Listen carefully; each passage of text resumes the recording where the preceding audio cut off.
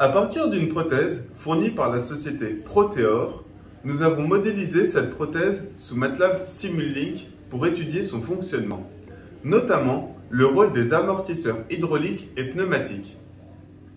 L'objectif de ce projet est d'aider les orthoprothésistes à régler au mieux cette prothèse en la rendant communicante. Cela permet à l'orthoprothésiste d'accéder facilement aux données de marche, de détecter certains défauts de marche et de régler plus facilement les amortisseurs hydrauliques et pneumatiques. L'installation d'une prothèse par un praticien est une opération assez longue qui consiste à interroger régulièrement le patient sur ses impressions et les problèmes qu'il rencontre. Cette nouvelle prothèse va permettre au praticien de détecter certains défauts d'ajustement en récupérant des informations que le patient n'est pas toujours à même de caractériser correctement, comme des déséquilibres ou des pressions importantes à certains endroits. Ces informations seront prélevées par des capteurs insérés dans la prothèse. Elles seront transmises sans fil à une tablette permettant d'afficher les données que le praticien pourra facilement exploiter. Après avoir réalisé une analyse fonctionnelle dans le langage SysML, ainsi qu'un schéma cinématique et une étude de la marche, nous avons réalisé une simulation multiphysique sur le logiciel MATLAB Simulink.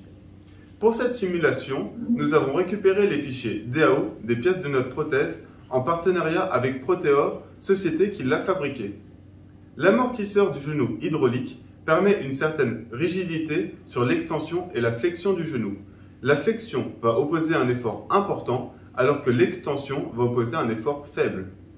Ce réglage est réalisé par une restriction réglable dans le circuit hydraulique. La simulation nous a permis de réaliser des courbes d'effort pour caractériser ce réglage.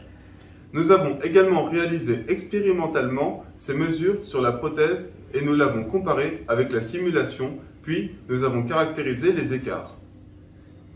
Ce que l'on a ensuite fait pour envoyer les données de la marche au kinésithérapeute, c'est qu'on a d'abord simulé la liaison série entre notre capteur et notre module Bluetooth. Ensuite, on en a fait l'expérimentation grâce à un programme qui suit une trame précise.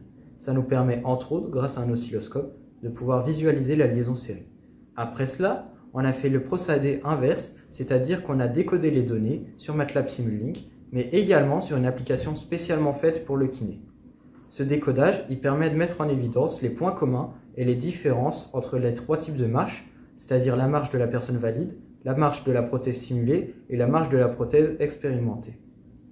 On remarque que ces trois marches ont un angle de flexion au niveau du genou environ égal à 40 degrés, mais la marche simulée aussi au niveau de la face pendulaire et la marche de la prothèse est très saccadée et beaucoup moins fluide que la marche valide. On peut donc en déduire deux choses. La première est que notre simulation peut être encore grandement améliorée, notamment au niveau de la collision entre le sol et la prothèse, mais aussi au niveau de la manière dont est gérée la marche. La seconde, c'est que notre amortisseur hydraulique de la prothèse mérite d'être encore amélioré pour se rapprocher davantage de la personne valide.